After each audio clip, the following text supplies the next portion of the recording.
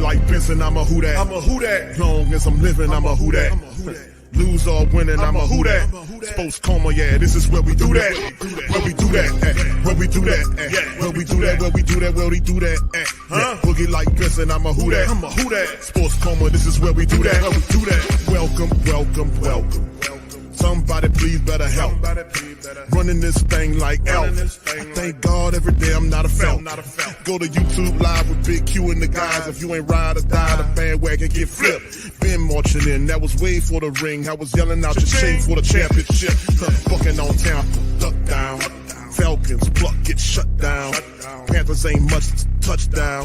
The vision really belong to us now. So much hate on the Saints, you could probably tell. Ever since Bounty Gate hit the NFL, when things seem fishy and you probably smell the crooked referees or Roger Goodell. Yeah, money like this and I'm a who that. Every day I'm living, I'm a who that. Lose or winning, I'm a who that. It's the sports coma, this is where we do that. Where we do that, where we do that, where we do that, where we do that, where we do that. Boogie like this and I'm a who that. It's the sports coma, this is where we do that. You're listening to the sports coma with Big Q and the guys on the PRO Media Network.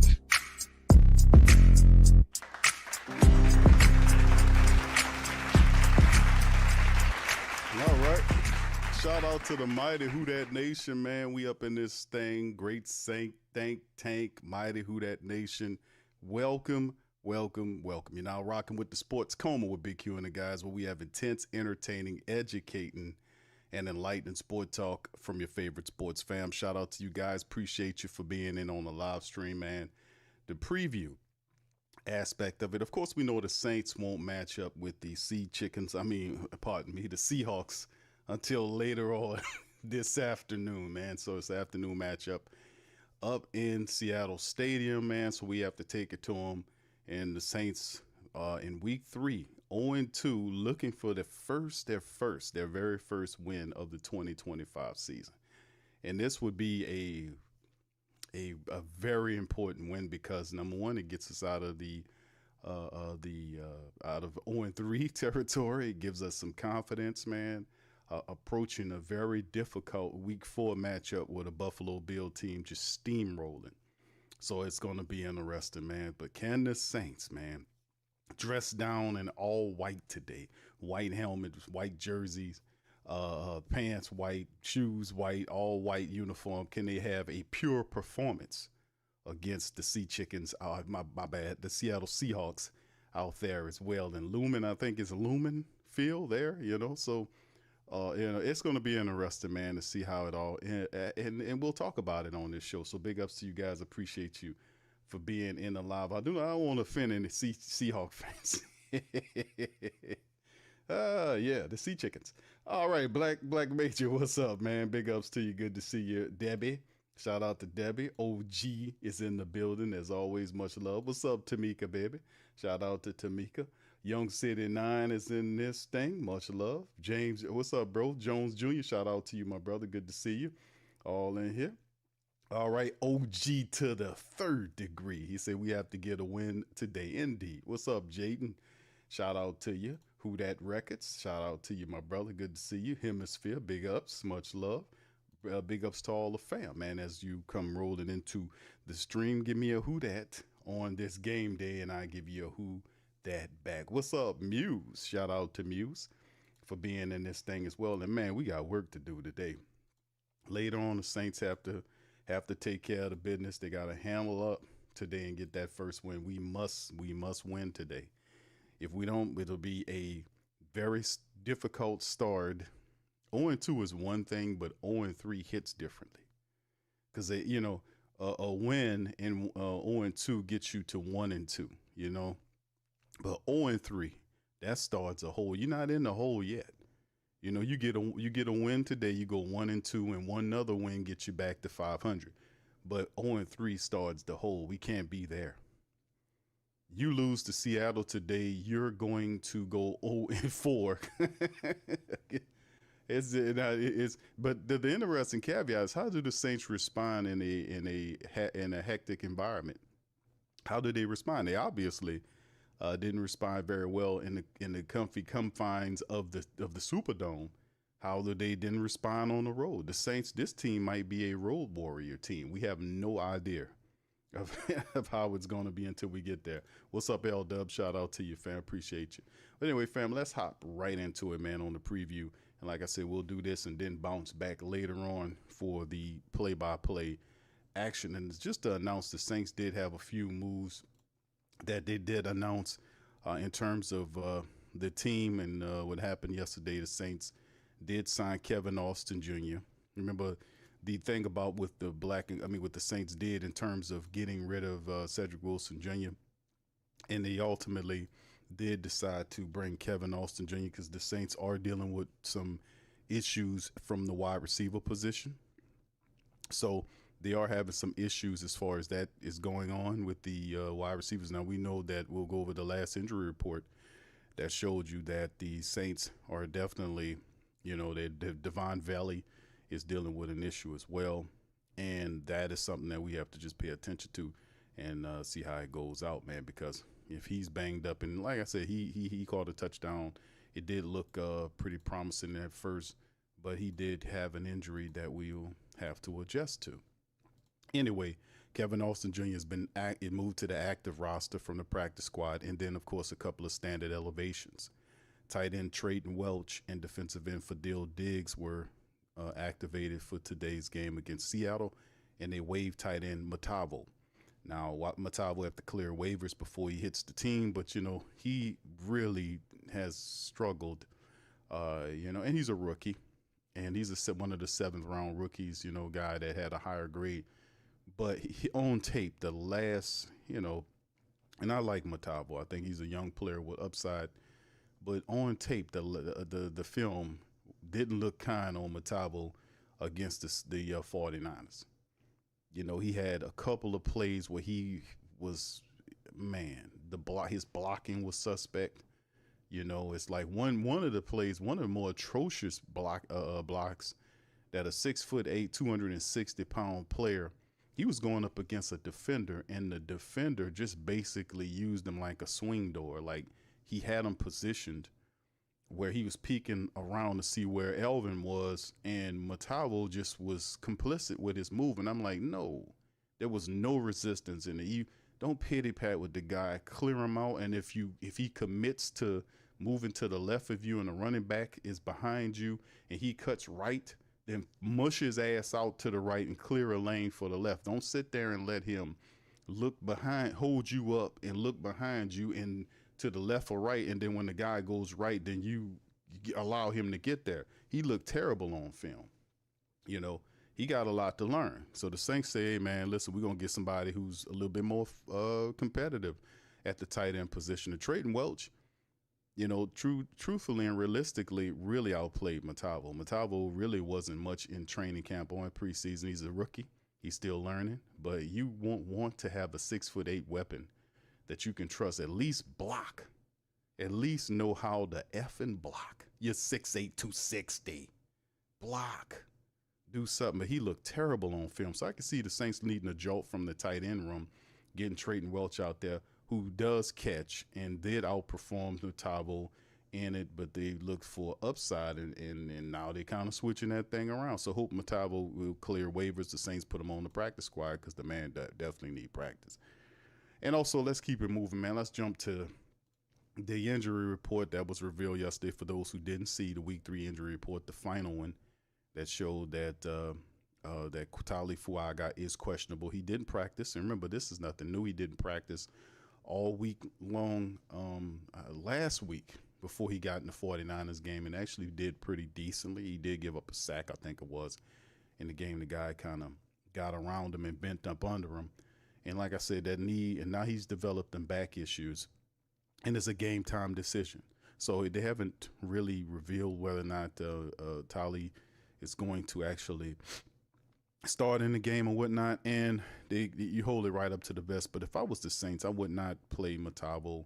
He's got a back issue he's dealing with. He's dealing with the knee. I would kind of just sit him down. That's why you made the trade to get Asim Richards from the Cowboys. And it's a long season, so we want to make sure we have Taliese healthy. So if you got a veteran like Asim Richardson there, you might have to get in there for this game and operate from the right tackle position, right?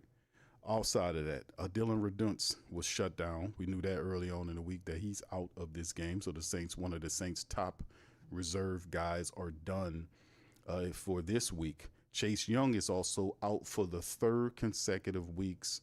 A calf issue has sidelined this one of the Saints pass rush specialists. He's out of this matchup with Seattle. We definitely could use him outside of the first week. Cam is not really against the 49ers. Cam was non-existent. So the Saints will have to generate. We need to generate a pass rush on this Seattle team. Stopping the run and getting after their quarterback is paramount. So Cam looked good in week number 1. Week number 2, he was non-existent. Week number 3, let's hope we can get week number 1 Cam, if you follow me. That's what I'm saying. He looked good in week number 1. He was non-existent in week number 2. Can we get week number 1 Cam back? Or at least get somebody out there who can get after him. We know Fadil will be there. Jonah Williams more than likely will be in there as well. We need to do something there. We need some pass rush. The second half of that Niners game was atrocious in terms of the pass rush. We can't have that. We have to have full-time pass rush, not part-time pass rush. We need full-time pass rush all damn game long. Now, did we blitz the hell out of you or pass rush the hell out of you in the first half of the game and then turn around in the second half of the game and give you a break? No, we're not giving you no break. We gonna be on you the entire game. So let's hope that's the mentality and mindset that we have this time around. It's also Trey Palmer, hamstring. He's DNP. Trey has not really been used for much of anything for the New Orleans Saints since they claimed him off the waiver wire. Has been a non-factor. Trevor Penning is a game time decision after being out all those weeks. He was limited throughout the week's worth of practices and listed as questionable. He is close to returning as well. Wouldn't be surprised if Penning is giving the thumbs up in this game here. So we'll see. And of course, Devon Bailey dealing with a hip. He was limited and also is listed as questionable for the Saints. Now, of course, you go to the Seattle side of things. One of their top rushers, Zach Charbonnet, was out and listed as doubtful. So they'll have to lean on Kenneth Walker III, which is the guy is a hell of a player within his own right, can move and play. So he'll step in there for Zach Charbonnet, and he'll be the bell cow. And Kenneth Walker III, listen, is a brutal running back, very good running back, and he can carry the load for the Seahawks. So the Saints, regardless of who they put back there, the black and gold, has to be able to limit their production and put all of that pressure while pass rushing them and get to these people. So we'll get into the keys. Safety Nick Imawari is listed as doubtful. He was limited in practice Friday, so that is a positive, but is a game time decision. Safety Julian Love, hamstring, is also listed as doubtful. Devon Witherspoon, the other cornerback, is also listed as doubtful for this game. So a lot of the guys are listed as doubtful. Even Jackson Smith-Njigba, who I think he had some type of flu bug or something that he's dealing with. He's also a question mark for this game. So a lot of these guys, Julian Love is their top safety, as one of their safeties, and Devon Witherspoon is their nickelback. Imawari was the guy that was supposed to back up Love. So they still have, Kobe Bryant there. They still have a few other people I guess they'll use if it ain't DeAnthony Bell or Jarek Reed II. We'll see who they throw in there, but we'll just have to adjust to whatever they do. Of course, Derek Hall, the linebacker, was good to go. Torrey Horton, the former former Ram, a wide receiver, a young guy out of college. I think Colorado State, I think Torrey Horton went to. Josh Joby is also good to go. Ernest Jones and Abraham Lucas are all good to go. So Zach Charbonnet, their starting running back, is out. Nick Imawari is out. Julian Love, the top one of their starting safeties, is out. And the nickelback, Devon Witherspoon, is out. So they have some issues and injuries on the defensive side of the ball. And we'll go over that and the rest of that in the game. So anyway, that's the Saints injury report. that kind of speak about. And here's the post right here by Adam Schefter, who making reference to what I talked about is Jackson Smith-Njigba, who's their top wideout, had one source described as a bug Saturday that is unlikely to affect his availability today versus the Saints, but the team wants to see how Smith-Njigba is feeling today just to make sure, which is why he's designated as questionable. So top wide receiver dealing with a flu bug or some type of bug. It could have been food poisoning. You never know. But the issues are there for them. So like I said, we however, have to deal with this some of our issues and injuries to the offensive line. And this is, I ain't gonna say it's a repeat of what we've seen by the third week, but we did know history kind of let us know about just building up our offensive line and having the depth to be able to absorb when injuries start getting to the team, right? So we are dealing with that, and we have to adjust as well. All right, now let's do this, man. Let's get into the preview aspect. I got some numbers for you guys I want to kind of hit you with. Through 3 weeks right now, or 2 weeks rather, of the NFL. What's up, Beth? Shout out to Beth. Good morning to everybody. Good morning, Who Dat Nation. Let me give y'all a round of applause. And a good morning. It's been a while, fam. It's been a while since we did a cup of coffee with Q. Y'all remember? So it's early. It's in the morning. Yes, indeed. And sometimes I kind of forget. Shout out to Set23 on IG. Shout out to you, fam. Give me a like there. And y'all on YouTube, give us a shot and a like up as well. Get the like. All right, St. John Butler. What's up, bro? What's up, Greg? Shout out to you. 504 Co is in the building as well. All right. He says, Saints said, send us your broken, send us your injury. Yeah, and if they win with them, that'll be good. What's up, Kathleen? Shout out to Kathleen. Backwoods, shout out to you, fam. Dedrick. What's up, brother Dedrick? Shout outs to you. 99 Ras. Big ups to you. Says Young must have a worse cat. Yes, Ras, you're right. 992 Ras. Remember that, man. We talked about that, didn't we? Didn't they mention that? Put one in the chat if you remember Kellen Moore saying that that Chase Young's injury wasn't something to be worried about. Am I referencing that correctly? Because I remember that too. I was just about to say that calf issue. I thought Kellen Moore said that a calf issue wasn't something you needed to be worried about, right? Or he could have said, you know what? I'm not, it ain't nothing for y'all to worry about. Let me worry about it. He could have meant that, or just, it's just all whatever. Because he said that before about injuries before. That it's nothing to be concerned about. And here we are going into week 3 without Chase Young. 3 weeks on a calf issue. And he was shut down. He wasn't practicing with the calf. He was shut down on the calf. No practice. That is, I disagree, Mr. Kellen. That is definitely something you have to be concerned about, because we just paid him some good paper to sit opposite of Carl Granderson. And we are not getting any value right now. And the man has missed 3 straight games now with that calf issue. So something's going on with that calf. All right. Big ups, fam. Good to see y'all in the chat. Y'all remind me, because I got to ask y'all sometimes. What's up, Saints Garcia? How you doing, fam? Says on the way to the game and Coach Mo hometown. Thank you, bro. Appreciate you. Shout out to you. Thank you for checking in. What's up, Mr. Mark? Shout out to you, Mr. Mark. Who that to you, my friend? Appreciate you for stopping by as well, man. Much love to the fam. And safe travels to all my mighty Who Dat Nation, the great Saint Think Tank. Y'all be safe on y'all travels, man. All right, GM Kev, what's up, bro? Says Q, did you call? Dennis Lauscher for what? What I'm calling him for? What I'm calling Lauscher for? What, for him to refer me to Mickey? Lauscher don't know anything about football on the field. He's a businessman. He makes the contracts and the Saints money. Like I said, sponsorship deals and all that gets his stamp of approval. Dennis Lauscher don't know anything about football on the field. That is something that is not cool.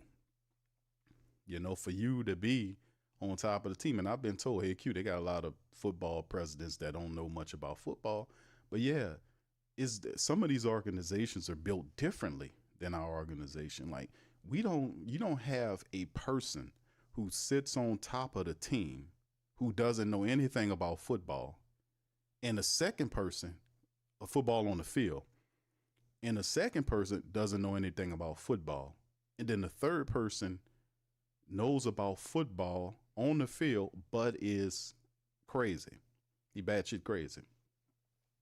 And then both of the people who don't know rely on the third guy, and the third guy sits there with all the power of VP and general manager, and then pays executives to do his job at the GM level. That's what the guy Dimitrov is there for. That's what Randy Mueller, the former general manager, is there. Is he got a Kai Hartley, who's an assistant general manager?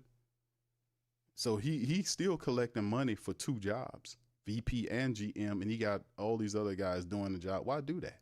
Because these other two people don't know nothing about what's going on.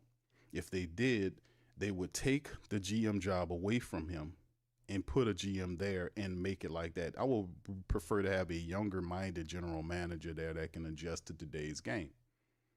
That keeps your organization fresh, moving and grooving. But you got a guy that collected power. He's VP, so he controls a lot of that. And he has a GM position. He's controlling the moves, and he stays the face of the team that way. Because if he gave up the GM position, there would be somebody else talking to the media. He doesn't like that. He's an attention whore. He likes to, even though he pretends like he don't like to talk to the media, he loves that. He loves getting up there to show you that, yeah, oh, I know. I don't like you. Oh, I can talk for my goddamn self. Oh, I know. Oh, look here, guy. That's right. I've got all the power. God damn it. I'm Slick Mickey. Oh, I know. Nigga sit here and tell you you're not qualified and all this and nobody don't do nothing about it. You know? See, that's because you don't have people on top that don't know. That's an issue. That's a problem. But see, look at all of the ones. All the ones saying the same thing. Nah, I ain't talked to Loss or GM Care. Why? Why the hell should I? All right, he said we got to win, man. Give them Scots. We better than what people. I've been saying that. With how you pronounce your name there, bro? Doc Holliday. Okay, shout out to Doc Holliday. Doc Holliday say, I remember. Shout out to you, my brother. But yeah, I've been telling people, fam, put one in the chat for that, or put two in the chat. I don't want to confuse. I don't want to confuse people. Put two in the chat. If y'all hear me saying, man, listen, the Saints are better. I think the Saints are better than what people giving them credit for. I've been saying that. I've been saying, hey, man, the Saints have the talent. They're not as young as you think they are. I'm not saying they're ancient, but I'm saying that they are a lot more competitive insofar as what we see them based on what the national people are saying about the Saints. Like, oh, the Saints is going to be ready for the first round draft pick, all this kind of stuff. And I'm like, no. You looking at Spencer and the same people that was saying that about Spencer. Now they folding their arguments now. Because Spencer Rattler is going out there performing. And if you use a micro lens on what's going on with the Saints, you find out it's the veterans that's hurting the Saints and not him. It's the veterans hurting the team. The veterans dropping touchdown passes. The veterans having concentration drops. The veterans taking poorish angles. The veterans in terms of tackling, not being there. Blake Groupie missing field goals. All this nonsense. It's the veterans of the team that are not giving the team the proper respect it's due and completing plays. It's the veterans. Never thought you'd see that one coming, huh? And that's why I say this stuff is fluid. It moves from side to side. It really does. All right. So anyway, big ups to y'all, man. What's up, Linda? Shout out to Linda English. He said, I hate to bring up Peyton, but Mickey has a fail on his face since he left. Well, that's because, and I've said this true about it, about the whole situation with the Saints, is that me watching it, I watched the whole situation. Y'all know how we about what we about here. But the whole thing was, like I said, Mickey Loomis deserves credit, but I often was saying I deciphered and broke down Mickey Loomis and showed that Mickey Loomis is not as great as you would think that he is. He had a good hire in Sean Payton. Sean Payton ran everything. The moment Sean Payton came out of there, you could see everything tanked down. Now, if he was as great as you said that he was, then he would have hired a coach that would have kept the winning going. And it showed you that it wasn't him because of the hire after Peyton, and then not recognizing the guy was bad, and he was so stupid in his assessment of the team that he rode with the guy until the people fired him. That's when I was like, this guy don't know what he's doing. You think by giving blind support to a guy just because you hired him is the right thing, and then when it fell on his face, he had to pivot and think. So you had to force him. And Kellen Moore was a good hire. It was a good hire because it was a 9-circle move where he had to go outside of what he known to go and get the guy. So it was a very respectable move that will translate positively going forward. But it took the Who Dat Nation. So let's not forget that caveat when they start winning. The people that's going to forget that and say they're going to try to wash the history and say, yeah, it's all Mickey did this and all this. No, it was the Who Dat Nation non-support and forceful nature that forced them to fire that guy. Not sitting up here being stupid and blind about who you hire, because anybody can have a bad hire, but if you recognize it, then get that goddamn guy out of here, you know? And then the guy was batshit crazy talking about in an interview that he didn't fail here, that they just didn't want me anymore. Who says that? Maniac. You know, anyway, man, let's get back to this. GM Kev, stop distracting the show. That I talked to Lausha. Yeah, for what? Shit, you don't know nothing, man. All right, anyway, let's hit this thing, man. This is up to this point, man. This is what it is. The records. 0-2, and the Seahawks are 1-1, and these are the numbers right now, family, through 2 weeks of football. Scoring average. Saints are averaging as an offense 17 points a game over the last 2 games. That's 26th in the NFL. The numbers don't look good, man. You're looking offensively, but we can fix this, though. All right, Seahawks averaging 22 flat. That's 16 or almost middle of the pack. So the Saints have to get them numbers up offensively speaking. Their opponent's scoring average in rankings, they're allowing over the last 2 weeks people to score 23 points a game on the Saints. So if you're scoring 17 and giving up 23, it's just no imagination why you're 0-2, right? Right now, and this could be fixed. These numbers could be flipped with solid football over the next couple of weeks. 23 giving up a game. Seattle averaging 22, giving up 17, which is tied for 7th. The defense is not the Legion of Boom, but they're a very respectful unit with a lot of good talent on there, and we'll go through that. Total offensive numbers. Here you go. Saints are averaging 311 yards a game. That's tied for 20th. The Seattle is 312.5 at 19. The rushing offense, Saints are averaging 114 a game. That's respectable. But it's almost middle of the pack. They tied for 13th. The Seahawks are 100.5, which is 19. The passing, Saints is throwing the ball around 197 flat. That's 22 in the NFL versus 212 by the Seahawks. That's 16. Total defense, Saints are giving up 310 yards a game. That's tied for 14 in the NFL. The Seahawks are giving up 325.5. That's 18. The total Saints are giving up in terms of you running on them. They're giving up a 111.5. They got to stop that. That's 17th in the NFL. The Seahawks got you at under 100, 95.5 at 11th. So they're good at kind of doing that over the next couple of games. We got to break that loose. In the pass defense for the Saints, giving up 198.5. That's tied for 13 in the NFL. The Seahawks, look at that secondary. They're giving up 230 yards through the air. That's 21st in the NFL. You can see the punt averages right there. The Saints are 16th with the punt return average at 10.3. The kickoff return average is 26.3, which is 12th. Seahawks are 14th, which is 9th, and 27.4, which is 6th. So they're good at that punt and kick return average. You can see the turnover margin for the Saints is even, tied for 16th. So is the Seahawks. We tied with them there. The time of possession, Saints 27-45 versus the Seahawks 26-40. 4 touchdowns versus 5. The penalties are a lot. Saints have 20 penalties through 2 games. Ridiculous. Got to cut it down. 6 for the Seahawks. Total penalties 6 for 2 games is amazing.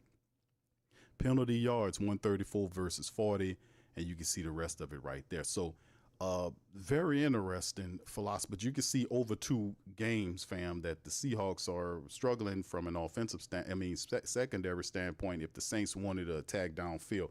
And I think that'll be the mode of the day for the black and gold, is that we have to get downfield. And might I remind you guys, we went over the injury report, and they have a couple of guys, Jordan, what's his name? What's the brother name?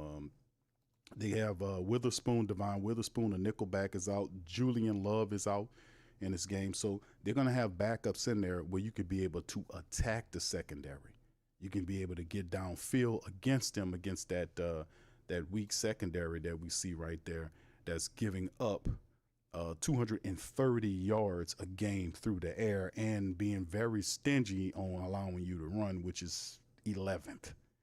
So in that mindset, you want to use the path of least resistance if you have to, because if you're attacking them down the field like that, then they'll have to commit resources and all this kind of stuff, which should be able to free you up to be able to run the ball, because it stretches the defense. It all works, and it's also a great when you're attacking them downfield and completing the drives, right? Completing the drives, getting downfield and completing the drives. Completing the drives mean get to the red zone, get a touchdown.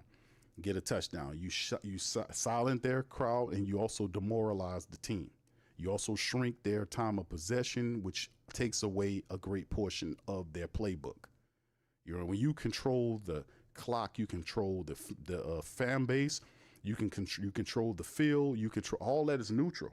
All that the field is a neutral thing, whether it's in Seattle or not.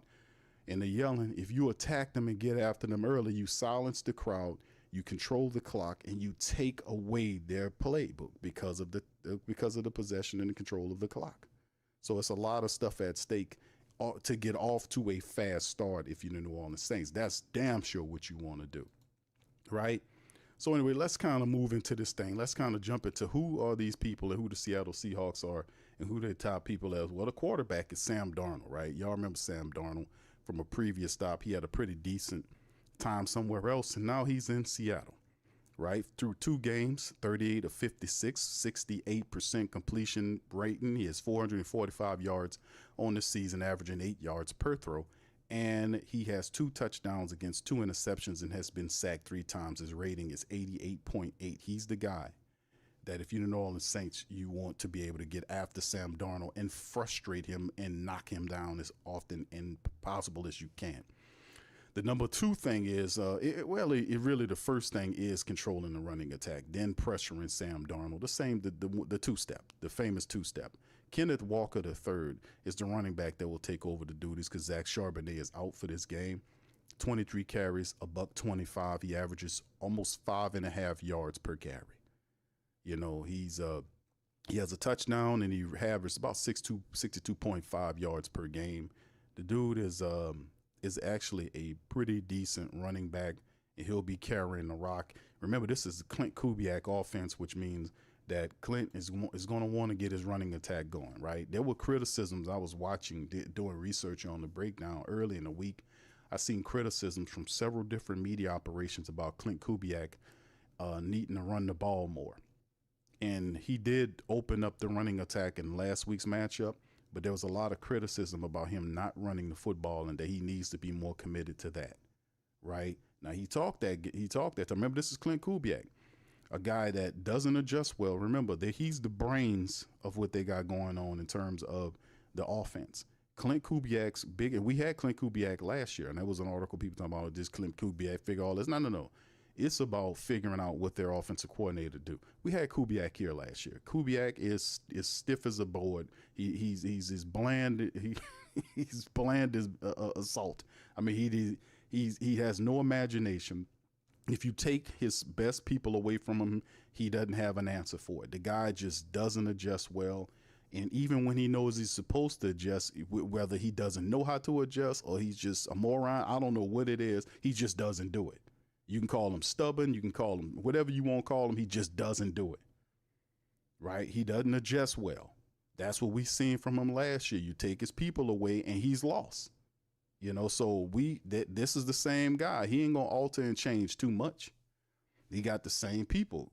Andrew Janok, who's the QB coach, what was the offensive line coach? He's there too. He took his little posse with him up there to Seattle. And what you see is you're gonna get. The guy is a bland play caller. You know, he's a bland play caller. He doesn't adjust. Like the first couple of weeks last year, they had it rolling, but once we got enough film on him in week 3 to figure out what he was doing, and they started to take it away from him, all that motion stuff stopped. It all went to hell quick, didn't it? So anyway, like I said, man, this is their offensive brains. We had this guy last year, and we know how to beat this guy, man. You just take a few of these people away and watch how his shit sink in the mud.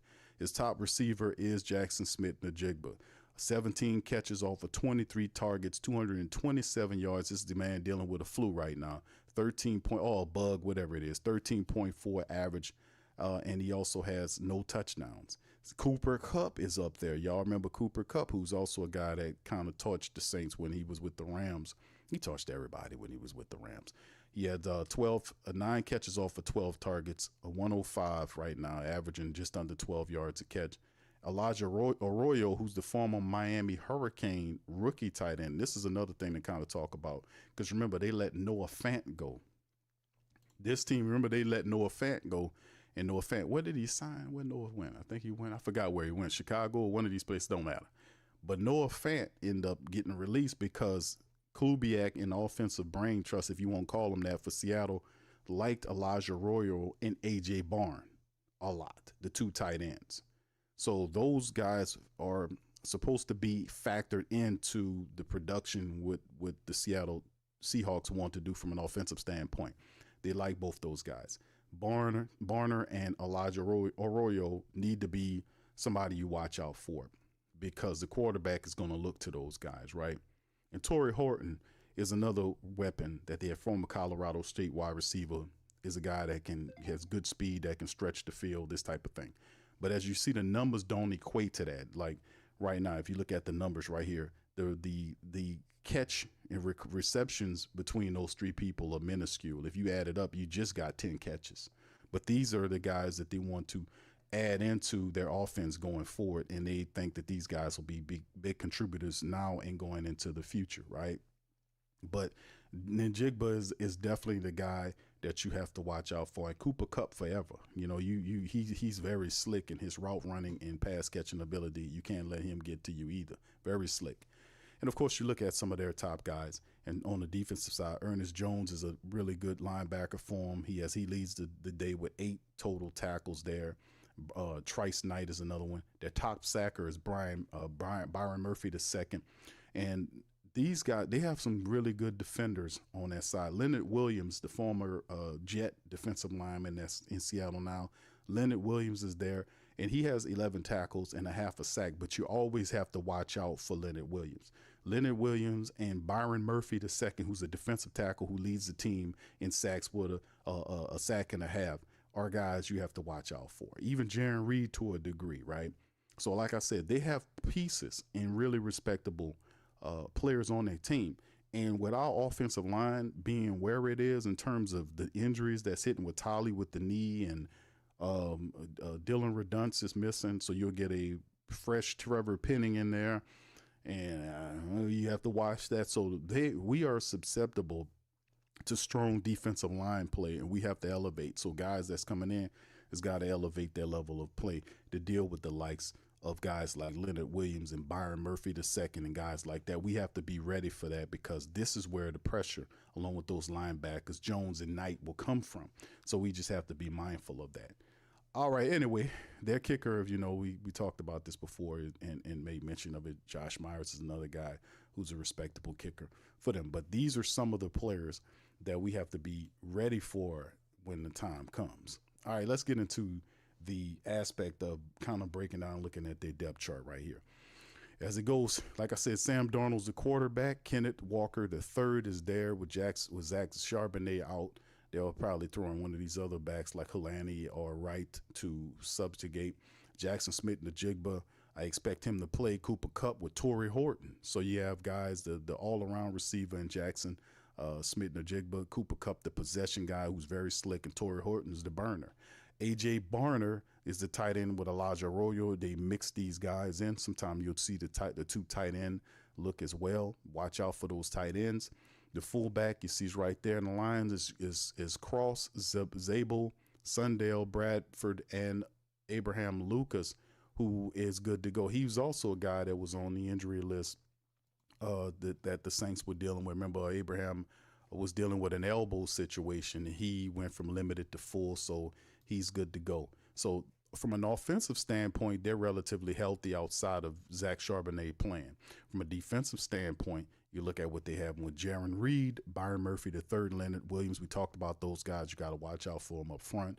DeMarcus Lawrence, Knight, Jones, and Moff. These are some interesting players. And then you get into the secondary with Woolen and Josh Joby, and Devin Witherspoon's going to be out. So Derlin Kendrick might step in there. We'll see what they got going on. But 2 members of the secondary are out for this game. The safeties are going to be Kobe Bryant, and we'll see if it's DeAnthony Bell or one of those guys that they'll play. But both Julian Love and Nick Imawari, who they drafted, are both listed as doubtful for this matchup. So injuries in the secondary presents opportunities for the Saints to attack downfield against a secondary that's been struggling through the first 2 weeks. So the statistics to a point already points out an strategy of attack, doesn't it, family? If you want to beat the Seattle Seahawks, you have to attack them in the secondary. They have injuries there, and they weren't, performing all that well through the first 2 weeks. They've crystallized in terms of stopping the run. They're a top 11 against the run, so you attack them in the secondary, and that's just what the Saints want to do. They want to play fast, and they want to attack you fast. That just sets the tone, keeps the quiet down, and I think that'll be the proper stratagem if you're the Saints that you want to roll into and handle some business straight off the TOP, if you ask me. All right, let's keep it moving, man. Let's get into some of the keys of victories, man, that we're going to talk about in terms of the black and gold, what they need to do to get this dub. And this is some of the keys right here. We're going to go over here. Let me see if I can kind of get them to a point where you can see them a little bit better. Let me kind of, all right, let me get there you go. That's a little too much, I want to say. Yeah, let me back it off a little bit. But yeah, this is the keys of victory right here. Let's hit it. All right, keys to victory for the Saints. Number 1, exploiting Seahawks secondary with injuries. Julian Love, Witherspoon, Imawari are all doubtful for the Saints passing game, led by quarterback Spencer Rattler. Could find opportunities to attack the middle of the field and target receivers like Juwan Johnson and Chris Olave. Yeah, we need to get them going. It's time for Chris Olave, fam, really. Chris Olave has made some positive plays, of course, dropping touchdown passes and a few drops here or there, because he had some drops through the first couple of games. I know Chris Olave is a good player. I think a lot of this is him getting in his head. This is going to be an interesting year for him, because a lot of people are challenging whether or not he's a number 1 guy, should get paid like a number 1. You see Terry McLaurin and all these other guys, Garrett Wilson, those guys getting heavy paydays, right? And he's going to have to get out of his own head and just play football and let all that stuff take care of itself. We know Chris Olave was kind of having this issue where all about the injuries to him, insofar as the concussions and all this stuff. He changed his helmet to get the best helmet for concussions. He's been taking some hits out there, but he's still rolling with the punches. He got to get out of his own head. The first 2 weeks, we've seen a lot of rust from the Saints, and particularly Chris is a very solid receiver. He don't have all that type of stuff going. He don't drop all that. That's not who he is over time. Y'all remember him making fantastic one-hand catches and blazing the defense downfield. If you use him in this proper mode, that's who Chris Olave is. We need to get back to that. We have to get back to that, not turning him into this guy where he's the focal point of the wide receiver, all this kind of stuff. No, you put him in there with Rashid Shaheed, and you put the possession guy on the opposite side, and we get back to football. We get back to the fantastic catches that we've seen him making, man. So a lot of that, he's kind of in his head, but I expect that to kind of be clearing up as we moving forward into week 3, because a lot of the stuff, the mistakes and the rust factor, all this stuff is supposed to be clearing. If it's like a rainstorm and it's been raining week 1 and week 2, we supposed to see it might be dark clouds with a little gray, but you're starting to see through the parting of the clouds, and you can see the sun rays breaking through the clouds. You're seeing it getting through and the rays shining through. That's what week number 3 is supposed to be for the Saints. We're supposed to see the sun rays breaking through the clouds, and it's just peeking down. You can see, okay, it rained. It been raining, but now we starting to see the sun, baby, peek through the dark clouds. That's what it's supposed to be in week 3. Will it be? It's up to the Saints. They got to perform. All right, number 2 in the keys of victory, getting Alvin Kamara involved in the passing game. Kamara has had success against the Seattle Seahawks in the past, particularly in the receiving game. Established a strong connection with Rattler in this area could open up the Saints offense. Ain't no doubt about it. No could about it. Last week's game, the Saints featured Kamara. Kamara is a featured back. He's not somebody you put in there every now and again and you gonna give him the ball. No. He's a running back that you have that's like maybe 4 or 5 of those type of running backs in the NFL where they don't ever have to leave the field. They never have to go anywhere. You could take Alvin Kamara, and if he's running, if you want to put Kendre Miller or Devin Neal in there to run the ball, Alvin could still be out there as a wide receiver. He never supposed to leave the field because he represents so much in terms of the offense, and he's a dynamo that defenses lock in on. So if he's over here, they're watching him, and while they're watching him, they're not watching this other guy. You see, you got to know how to use Alvin Kamara, just like what the 49ers did with Christian McCaffrey. I keep making the comparison because they're almost the same running back. The craziness about it is, like, even though the Saints shut down Christian McCaffrey, had like 50-something odd yards last week, he still killed them with the pass. He was still killing them catching the ball. That is how you use Alvin. You don't take him off the field and put some other package in there. No, ain't no other better running back. He makes everybody better because if he's out there, they're keying in on him and not somebody else. They got to pay attention to him when he's out there. If he's spread out to the left or the right, and he's not the running back, and you got a running back in that run. You got to know how to use Alvin Kamara. Like I said, if you having problems, just study how the Niners and Shanahan use McCaffrey. McCaffrey's in there the great majority of the time. Like I said, it's 2 ways he kill you, either through the passing or the running game. Saints shut him down last week, but he killed their asses on the passing game, didn't he? He made multiple catches to kind of keep that thing turning and twisting. That has to be the same way we look at AK-41. We got to get him involved and keep him out there. Don't forget, he's well conditioned. You don't have to take him out of there. If he needs to go, he'll do this. He'll say, okay, I'm ready to come out the game. You keep him in there. All right, 3rd key, generating consistent pressure on Sam Darnold. While the Saints rank high in sacks, they haven't consistently generated pressure. Maintaining a steady pass rush will be crucial to disrupt Darnold and limit Jackson Smith-Njigba's impact. Indeed, that's the whole thing. We've seen the Saints do that well in last week's matchup in the first half, and not so well the second half. It all went to hell in the handbasket in the second half, and they sat back there in that soft coverage and then allowed the quarterback to get a groove, and he was throwing behind our slow-ass linebackers. You know, that has to change. The Saint, having 2 guys that are athletically challenged is a no-no for a defense that's predicated on speed. You see what I'm saying? I got love for Demario Davis. I like Pete Werner, but we can't have 2 athletically challenged people out there all the time. Something got to give, right? You know what I'm saying? You got 2 athletic. That's a good way to put it. Athletically challenged. We have 2 athletically challenged linebackers out there. Now they're smart as all outdoors, but at bottom line, athletically challenged is still what they are. We got to mix some speed in there. We got to throw some guys. If we're gonna have if we're gonna have Demario in here and Pete every now and again, then we got to bring another guy in. We got to bring in a speedy linebacker that can help cover this thing here. We can't allow this thing to kind of slow down. All right, number 4, improve the, hold on, did I finish breaking that down with the Saints and the pass? Yeah, that's the whole point. Getting to Sam Darnold throughout the entire game and not allowing him to build confidence like we did the backup quarterback last week. We can't allow that to happen, man. We have to stay on them the entire game, man. Even if you got to mix up personnel and put speedy linebackers in there and blitz or whatever you got to do, you got to do it, man. We gotta win, man.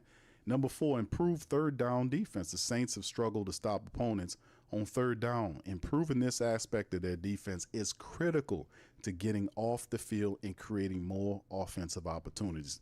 We put your hand up if you've seen that all last week and some in the first week too, that the Saints' inability to get off the field on third downs, they'll have several drives in which they display that.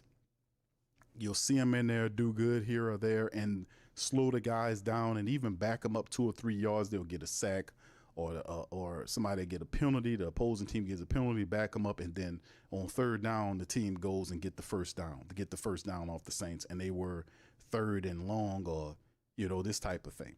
That has to stop. The Saints have to get off the field and get the ball back to the offense. They can't stay on the field like that and allow people to walk the field on them and create a rhythm.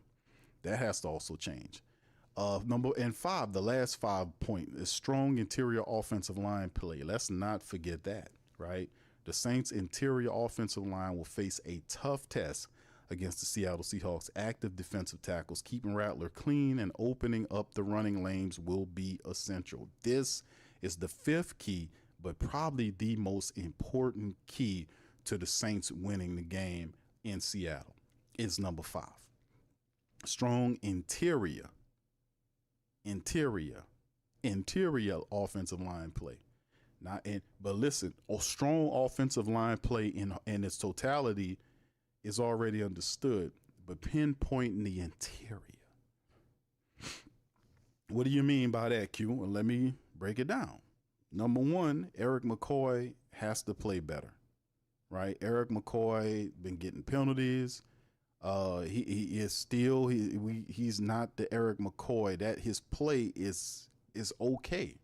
He's not there yet. I'm gonna just throw it up to the Russ, because we know that Eric McCoy is a fantastic center. I just didn't see it. I seen decent center play in weeks 1 and 2. I haven't seen dominating play from the center position. Let's just be honest. Let's just be honest. And a lot of people are saying, well, he's definitely doing better than his compadres. Let me just put it to you like that. In the interior, right? The interior, he has to level up because he's the heart and soul and brains of that line. Right guard Cesar Ruiz has been thoroughly pinpointed for his poor play, and the rest of the world is finally seeing something I've been talking about for a while about Cesar Ruiz. And that Cesar Ruiz is not growing as a player. Bobby Hebert said it looked like he's going backwards. And I was like, you know what? He's not going backwards. This is Cesar Ruiz. This is who he's always been. His technique is inconsistent. His footwork is bad. Some plays he'll handle the business, but he is maddeningly inconsistent. He's just what it is. He doesn't look strong at times, and he gets reachy. He loses his, like the 49ers tape. He went out the defensive tackle and almost looked like his footing. He lost his footing. At first, I thought McCoy stepped on his heel or something, but when I looked closer, he didn't. He just got out of the stance and went forward and lost his. He went to block the tackle. I broke it down on Patreon. He went to block the same tackle that was manhandling him the entire game. He went to block the guy and lost his leverage and fell forward to the guy, and the guy just swim moved his ass, his goofy ass. Swim moved him. Almost, it just that cannot happen.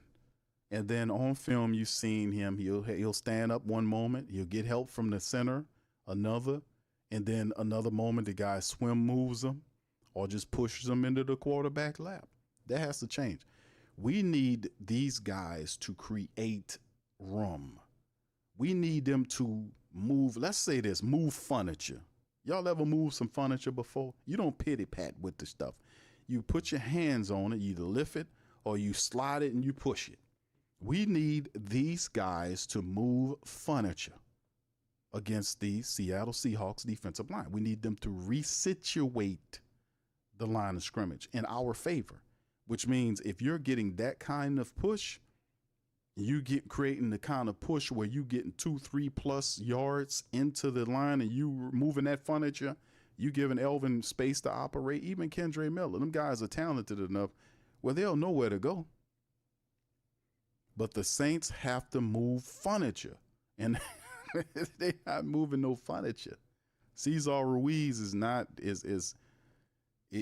man, listen, he got to get that together. You know, he got to get it together. He is definitely Bob Rose. Shout out to Bob. Bob called him the weakest link. But think about that. Think about Bob Rose, my favorite Saints beat writer, Bob from Saints Wire, called Cesar Ruiz the weakest link. Not Trevor Penning, not Dylan Redunce. Think about that. Because for a long time, Penning was the guy that was people considered the weakest link because Penning's play was so bad that it created a black hole void for everybody to pay attention to him. And that's what was going on. But now that he got hurt and he was out the way, the injury gave you light so you can see who was really bad. Cesar Salad. My bad. I ain't mean to say that. Cesar Chicken Salad Ruiz. You know, he in an elevator. He ain't no longer Caesar Salad. He's Chicken Salad Ruiz now until he changed his shit around. But that has to change, man. And then whoever playing the left guard position, if it's Penning, I prefer to give Torrey Simpkins an opportunity there. I know he's an undrafted guy, but he's been practicing and playing while other guys have been hurt. I just would love to see Torrey Simpkins get a shot. I don't think they will because of the value that Penning represents. They don't move him all around at left tackle, right tackle, left guard for you to then say, oh, we're going to put Torrey Simpkins in. They're trying to justify the pick by moving him around this way. You know, so I think he'll more than likely get the start today, man, and hopefully he doesn't reset to pass Penning, because I've seen that in his game. Like you'll get him up to a point and then he'll miss some time, and then when he comes back, he resets to pass Penning, which is he's giving up his leverage. He's blocking up too high. He's a big guy. You got to bend them knees and do this kind of stuff. You got to get it's a leverage game. So if you got a guy that gets up under the pads and drive you back, you can be as strong as Superman. It ain't gonna work. He got science on his side. He got leverage on his side. He gonna walk you back. So we need that. That's why this bullet point is so imperative and needs to be followed. Is that strong interior offensive play, whether it's Penning or whoever on one side, because Redunce is out, and then Ruiz needs to play on that right guard. He needs to play better there, and McCoy needs to play better. McCoy needs to play better, a lot better. So you can you can really, if you do your knowledge, do your research, you can really tie a lot of these struggles, Saints offense, to that line. You know, they're not there yet, and I'm chalking up the first couple of weeks to rust. Now is no excuse. Week 3 going into week 4 and beyond, there's no more excuses for this. You know, guys have to play. Your skill guys are there. Guys have to step up. We resituated the backups. Kellen Moore recognized that he had a bunch of guys in there that wasn't really as good as he thought. He had a bunch of injuries, so he basically went out and found in almost the same week all new backups. He traded for Akeem Richards from the Cowboys. He claimed Xavier Truss off the waiver wire along with Palmer, the wide receiver. Then he traded Bink Saunders to the Jags for Jake Fartner at center. So he basically, within a week's time frame, created a whole new group of backups via trade. 2 from trade, the other one through the waiver wire. Interesting. So let's see if these guys get these guys ready to step in. If Tali can't go today, we need Akeem Richards to step in at right tackle. If Pennings comes back here at left guard, looks like he's going to be, he needs to handle up. We can't have struggling Penning and struggling Ruiz on both sides of McCoy. We can't have struggle. We got this. We got to step up and hammer down. All right. Anyway, all right. Players to watch for the Saints in the win to guarantee this. Spencer Rattler has shown flashes of potential, but needs to continue his development and exploit the Seattle's weakened secondary. These are keys to the victory for the black and gold. Alvin Kamara's versatility as a runner and receiver will be crucial for the Saints offense, particularly against Seattle's potential depleted safety group. All about the safeties. And the reason why you folk is the path of least resistance, right? The Seahawks secondary gives up yards. You want to attack them there. If you're the Saints, you want to start fast. You want to attack them there. The running game, they're a lot more stiffer to run against, right? But when you start hitting them in the secondary, you stretch the defense and you open up an opportunity for you to start getting with the running game. You can really get your balance on then. Juwan Johnson, oh my goodness. Juwan Johnson has been the Saints' leading receiver and could be the key target for Rattler, especially in the middle of the field. This is true. Juwan Johnson is a guy right now for the Saints that are doing that is some good and bad. I'm not going to say that, just totally going all in, but Juwan Johnson has done some good stuff, and he's done some bad stuff. He had dropped touchdown pass. He had a couple of dropped concentration drops there, but nonetheless, he caught a touchdown. And like I said, when they gave him the $10 million a year for the next 3 years, he'll be counted upon to step up and make plays. And we're going to go back to this momentarily. Let me show y'all the Saints stat as up to this point. With Spencer at 421, passing 52 of 80 for 65%. He's averaging 5.3 yards per throw. They need to get him downfield. That's 210.5 for Spencer. 3 touchdowns, no picks. He was sacked 4 times, rating of 90.7. Very respectable. Once we get downfield, those numbers will explode. Alvin Kamara through 2 games, 32 carries for $144, 4.5 yard rush average and a touchdown. 72 yards a game for Alvin Kamara. Spencer Rattler has scrambled 8 times for 43 yards, and every time Spencer scrambles is 5.4 yards. He does it. So he gets a half. Every time Spencer takes off, he gets at least 5.5 yards, right? At least 5 yards per scramble when he does it.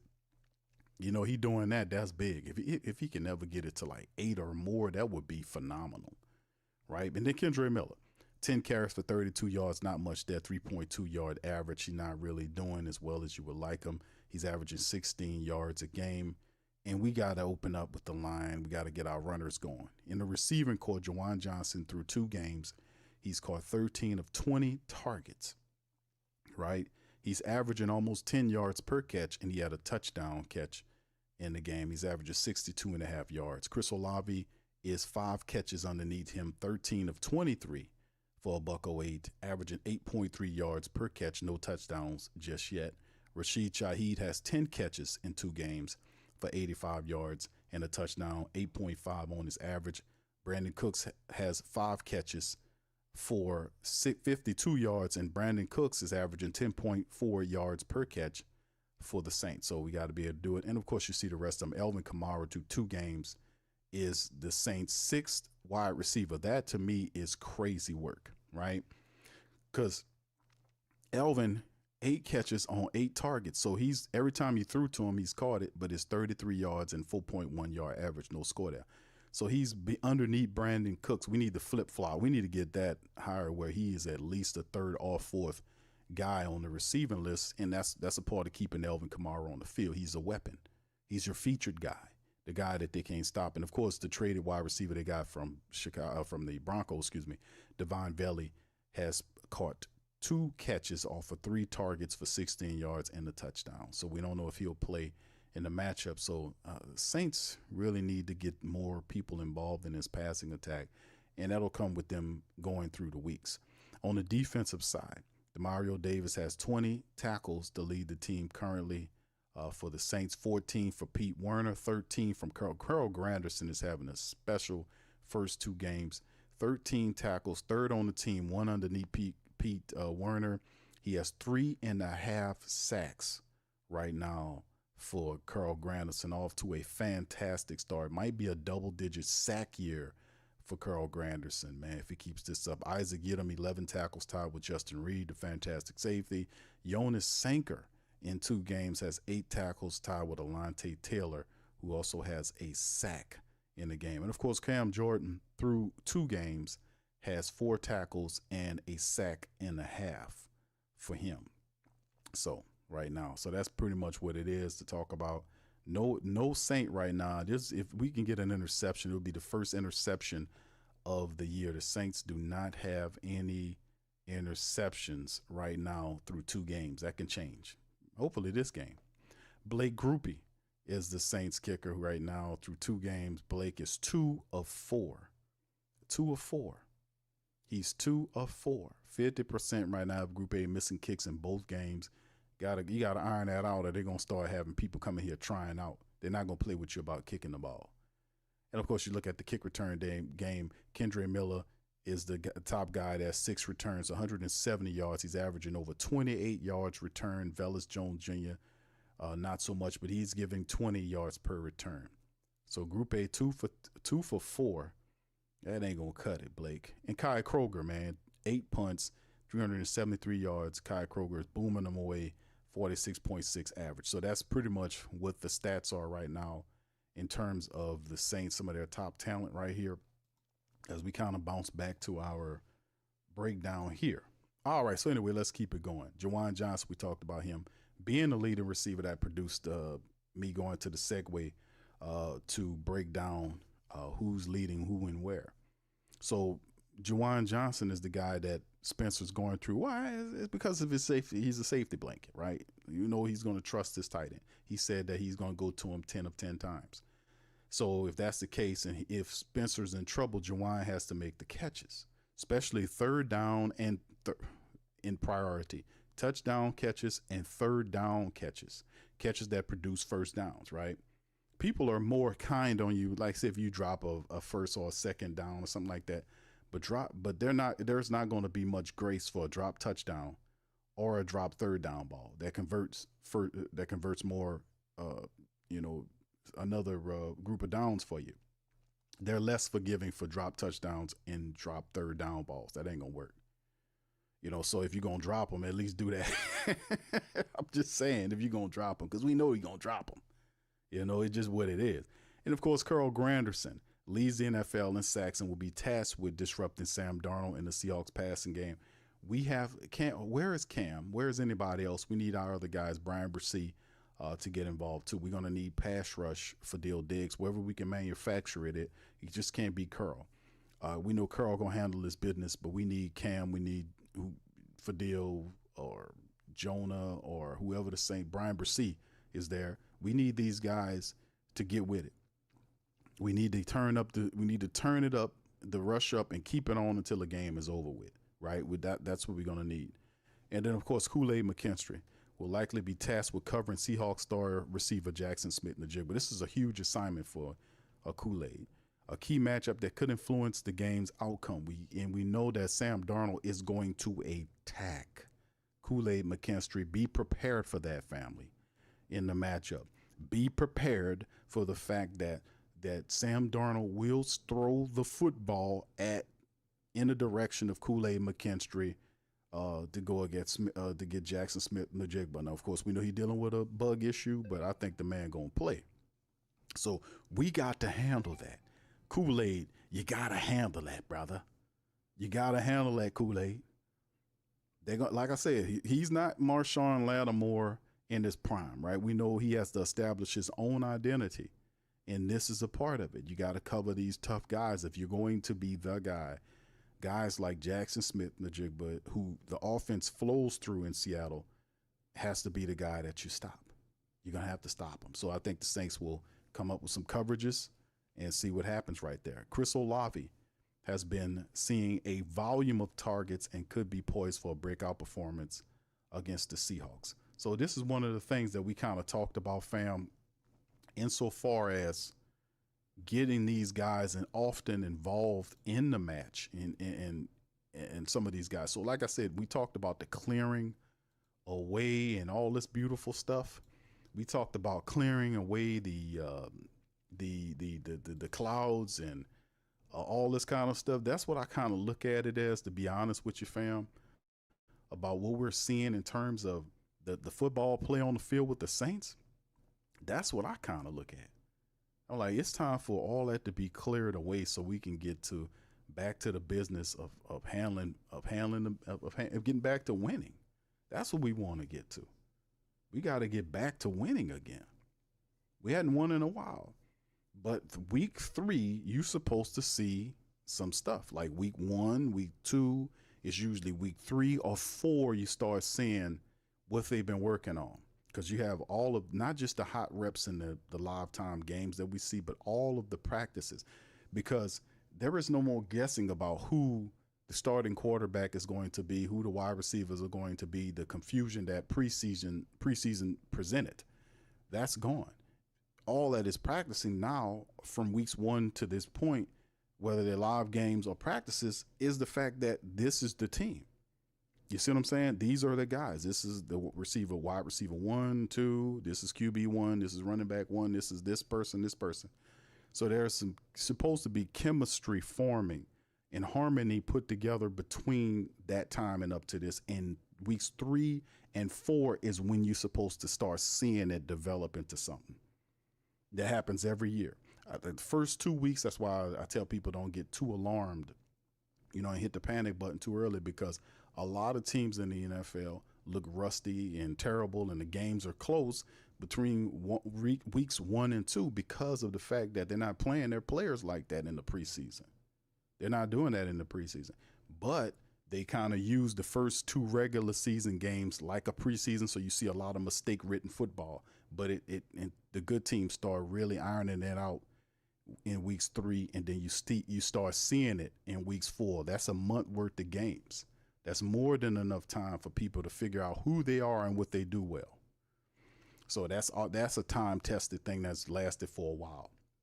So we supposed to see that happen here, the breaking away of the clouds, and here we go. You see? All right, and of course, my picks on the game, fam, the prediction. I'm pretty sure y'all put y'all predictions in there, and I'm gonna share with the family members what some people were saying about the. Let me see if I can pull it up, fam. Let me get, because I'm gonna show I asked the family members last week who wins the game, and that's something I add to the preview. I want to throw that in there and see what they felt like it would be, or who they believed would win the game. So we got a lot of positive feedback and a lot of people understanding, like what I was saying, man. Listen, it is not always the case where you'll have a team, you'll have your team through weeks 1 and weeks 2. People understand the principles that, hey, man, that sometimes it's happened where they got to iron out the wrinkles and get better. Anyway, let me see if I can put it on screen here. And here it is right here. Let me kind of get it there we go. Hold on. Here it is right here. All right. Here's why I asked the family members, and almost 700 people voted on the poll. Who that family, make your pick. Who wins this week 3 matchup? Who wins this week 3 matchup?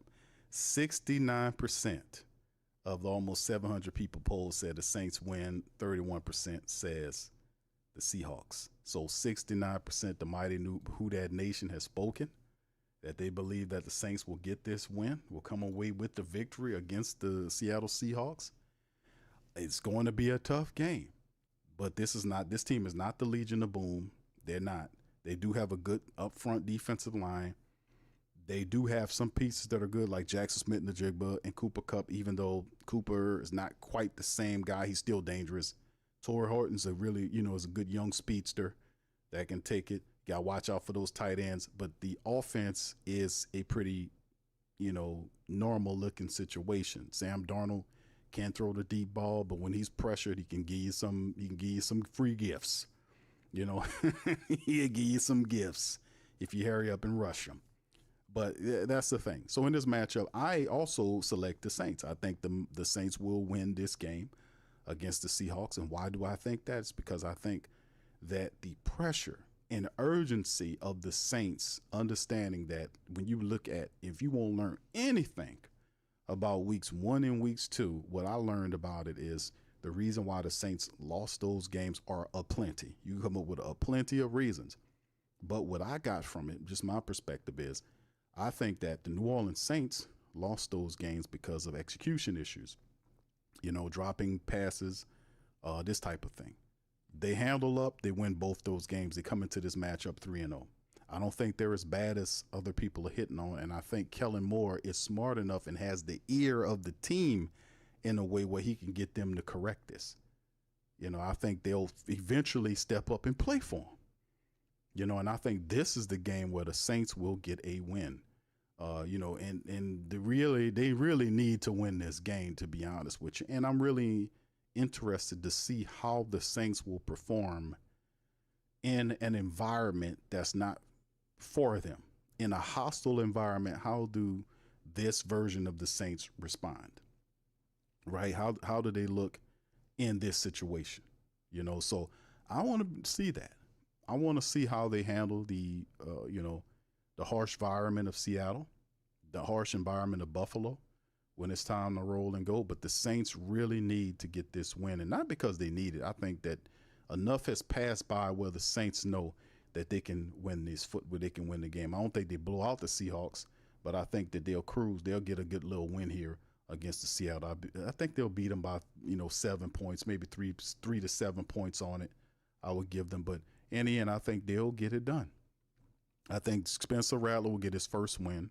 The Saints will get a good victory here against Seattle, because Seattle's not a juggernaut. They're a good team, but I just think that they'll win this contest. I think the Saints will win today, so this afternoon. All right, so anyway, that's my thoughts on it. We still got a little time before noon. Big ups to you guys. Appreciate y'all being alive. Let me get some of y'all takes, and shout out to the rest of the fam. That Boyst on IG, Muse. I see you, Muse. Muse is everywhere. She on YT and IG. Go ahead, Muse. All right, big ups to y'all, man. Any comments or questions, throw them in the chat. What are y'all takes on it? Do you agree with the, 69% of the Who Dat Nation that says the Saints beat the Seattle Seahawks? Are you among those guys? Let me know in the chat while you're hitting that like button. All right, let me get a few comments in here before we go. Dedrick says Kubiak couldn't adjust the seatbelt when he was here. Let's see what he do today. Yeah, hey, listen, Kubiak, man, he's just too dry to be anything imaginative. Like, he has his father's principles, but none of his personality. It's like the guy's personality is like attributable to like a bland piece of cardboard. Just not no. He is just bland, and his personality reflects his imagination. So he'll roll these principles when you have motion everywhere. The first 2 games last year was the same way. He had motion in everywhere, this type of third. And then when the NFL takes what you did and starts studying it, because none do it better than the scouts and the people in the NFL. They took 2 weeks of it and seeing what you did. They created it, and then in the third game, they took a lot of that away from you. Saints still should have won that game against Philly. They should have beat them. But nonetheless, when that happened, they adjusted, and when he couldn't adjust to their adjustment, man, it went downhill fast. All those extra motion plays, all that shit disappeared. Plus, he didn't have the temperament to mainstay his discipline. When he was ever disciplined principles he was trying to place on the players, they didn't last long. The discipline wasn't there. He wasn't a good evaluator of people that was screwing up, and they would not take these guys out. They had backups that were underperforming. Ali Udo should have been cut 2-3 weeks into the season. He was awful. And when you as a person see that, oh, I made a bad mistake, let me get this guy out. Everybody can make mistakes, right? But it's the key to it is fixing the mistake you made as fast as you can. Don't let it don't let it sit there and metastasize over time before you say, you know what, I had enough time. You done hurt us enough. No, none of that. You see the player is not handling this business now with the NFL staff for not for long. So guess what? You got to go. You have to perform or be out. That's what it is. It's a high stakes environment. If they don't like it, then don't take the money. But yeah, Kubiak, man, we know about Kubiak. You take a couple of his things, his adjustments away, boy, he go down fast. He goes down fast. It's just what it is, man. Pistol P says Justin Reed hasn't done anything. Another has been LSU player like the Honey Badger had one good season at best and couldn't tackle anybody. He struggled. Now I ain't gonna say he a has been, Pistol Pete. I don't know if you don't sound like you're a LSU man, brother. You sound like you might be an Alabama man talking like that. I don't know. Pistol Pete, what who you like, Pistol Pete? Who you like? Gotta be either Alabama or somebody like that. Because he ain't a has-been player. I mean, Tyrann Mathieu struggled mightily the first 2 years the Saints brought him in. The first year, oh my God. The second year he struggled, but then in the third year he started to catch on. And yeah, he was a lot older. He got a little older in the tooth and all this kind of stuff. But he made plays for the Saints. He made interceptions. He made tackles for the Saints. He wasn't perfect, but he did have a respectable few years that he was here. It was good seeing him in a black and gold uniform, to be honest with you. And Justin Reed, we haven't seen enough of Justin Reed. You know, Justin Reed did miss that tackle in the first game. He really came. He's like, man, I got to make that tackle. Justin Reed's always been a solid player for Kansas City. It's just adjusting to what you got him doing. I think over time he'll show you a little bit better. All right. Pistol Pete went all the way in on him. All right, what's up, brother Jonathan? Good morning to you, my brother. Appreciate you for being here, man. Much love. All right, he says the linebackers and corners got to stand on business. He said, and we all know who they are. Yes, indeed. That's a part of it. The Saints defense and the whole team concepts are based on speed. But you have, like we mentioned on tape, the week 2 tape showed athletic inadequacies with our linebackers. Let me just say that. Y'all know who they are without me mentioning them. That has to change. Coach Staley's going to have to do something there to add speed along with these guys, whether it was Stutzman. I know Stutzman is faster than Pete. He ain't a super fast guy, but he's still a lot quicker than Pete Werner. And also Jalen Ford could be added. We got guys like that. You need guys like that who are linebackers with that safety speed that can cover field. They go sideline to sideline. Just imagine if you had guys like that. They can get to the quarterback. They can blitz. They can pick up and cover linebackers. They can cover running backs out of the backfield. They go sideline to sideline, similar to what you've seen with the 49ers linebackers, the great Fred Warner and that other great linebacker they had there. Those guys was covering up a lot of, they were going to the quarterback. They were going to the running back. They was covering a lot of space very fast. You know, so if your defense is predicated on speed, linebackers can't be athletically and challenged. They have to cover a lot of field, and that's what happened on a couple of throws, especially the touchdown throw when the guy threw the ball behind Pete Werner. He had no ability to cover that at all. The guy it was very clear. And and the NFL will do that. They'll mimic that stuff. So we got to watch that. What's up, brother Hakeem? Shout out to my brother Hakeem. Hope you're doing all right, my brother. He says, brother Hakeem always got a good game. He says, Brissy, Grando, and Rumph have to spook Sam Darnold. That's right, brother. We got to get to him and stay consistent and cover him up. We got to. All right. What's up, A-Camp? He said the Saints are on the incline right now. It wouldn't surprise me at all if we finally bust the seal and win this game. I think this is a trap game for Seattle. They're sleeping on us. Yeah, indeed. The whole league is sleeping on the Saints, right? And I think the Saints are feeding into the hibernation that, they think that we're currently in. And I'm like, hold on. No, we got Elvin. Look, Elvin Kamara is still a top 5 running back. Chris Olave, concussed or not, when he's healthy, he's still a factor. Rashid Shaheed is arguably one of the fastest players in the NFL. Sooner or later, we're going to find a way to get him out there. Jawan Johnson, concentration drops and all, is still a solid tight end. So we have people here, right, that they're discounting because of the inexperience of the quarterback. And guess what? It ain't even the quarterback that's the problem. See how much they know? I was like, man, these people don't know. They don't have a crystal ball. They're guessing at this shit. They don't know your team. You know your team better than, that's what I've been saying, is that you know this squad. I'm like, man, hold on. How y'all judging, talking about the Saints going to pick up the first overall pick in the NFL next year, and what are you basing this on? And they're all drinking from the same faucet. They're all drinking from the same thing. Oh, is this Spencer Rattler? So he's a terrible quarterback. What? They don't factor in none of the stuff that who he was playing with last year. They don't factor none of that in there. All they do is sit up there and look at stats and write these articles. And I ain't talking about our beat reporters, our Saints people. They know better. I'm talking about these national people who writing on everybody, and they don't have time to do proper research on everybody. But they'll write about anybody.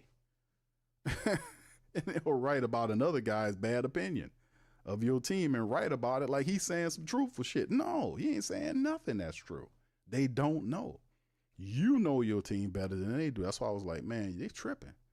Spencer Rattler is not in he's not the problem. It's the veterans. And the veterans are not going to be the problem for long because you're going to see them fix this shit. Watch. First couple of weeks is rusty. The week 3, that's what I'm saying is I'm going based on just the math and how history has had this thing going for many years now. We know weeks 1 and 2 usually there's a high rust degree factor, but that factor's up here, but it always drops down here. And it usually disappears for decent teams by week 4. After week 4 is over with, you know who you are and you know what you're trying to do. That was standard historical stuff that been going on for years. That's how we've been. Every year I said the same thing because I've watched it happen. It's very accurate. So week 3 is usually when you see them start to wake up and the rust come off, and they started realizing what they need to do. That's why I say, listen, they're going to win this game today.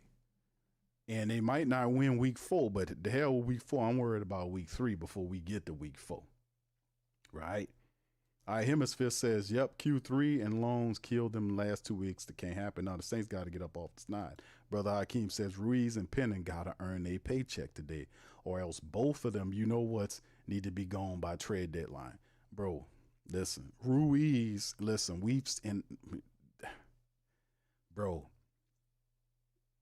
the history of it, like, even y'all remember starting the season, I was like, man, there's no way the Saints get rid of Isaiah Foskey or DeMarco Jackson because the last 4 years these guys have been playing subpar football. And I said, fam, Foskey was worse last year than he was this year. Why did they get rid of him this year? Because Kellen Moore in here. Kellen Moore don't have any, he don't have any dedication to guys he didn't pick. Let me just phrase that differently. The ones that are underperforming or not performing, right? Does that mindset carry with these other guys, right? The highest guy we let go on the street is Isaiah Foskey. He was a 40th second round pick, right? He didn't even get through his full rookie contract. He had 1 year left. Bro, we've been dealing with this for a long time. But that's what happened the last 4 years under Dennis Allen. When Kellen took the team, Foskey was gone. DeMarco Jackson, who got outperformed by Anthony Orji for the last Nephi Sewell, they all of them outperformed Jackson. But Foskey and Jackson were put in the street this year by Kellen Moore. Cedric Wilson Jr., a guy that did nothing for us, despite the fact they gave him a 2-year contract. That dude did nothing for us, and he still was hiding around here for a spot. Guess what the Saints did? Put his ass in the street. All these people that's not contributing, they got to go. They got to go. We can't hold spots for people that's not playing they do. That's not holding their rent. Does that apply for Cesar Ruiz and Trevor Penning? Does it apply? These are 2 first-round draft picks that you need. You need both of these guys to step up to levels that they've never been to be able to have a success, right? That we need both of these guys, especially because even I can extend a little grace to Penning because I know his history here. I can't extend that same grace to Caesar Salad Ruiz. My bad, Chicken Salad Ruiz. I can't even do that because that guy spent a lot more time starting in these games and getting all these reps, and this is what he is. The guy's not hurt. Why does he look like that?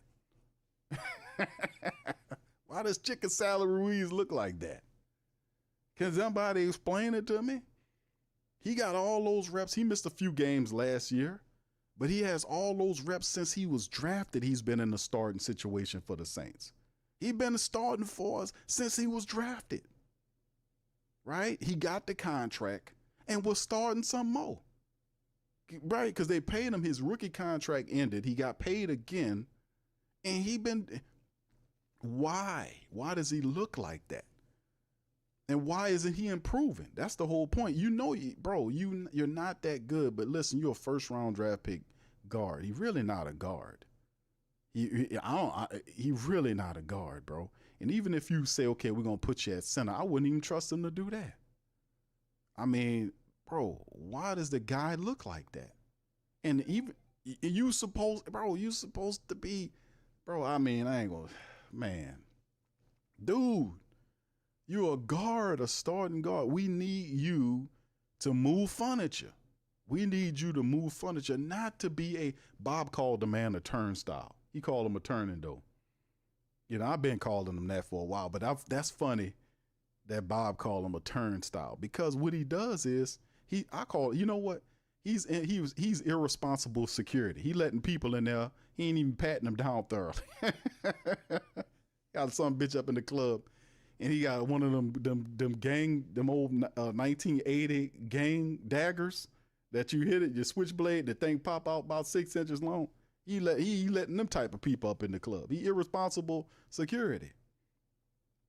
This guy, the Gene Deal of the New Orleans Saints, he letting all kind of people up in here. Come on, brother.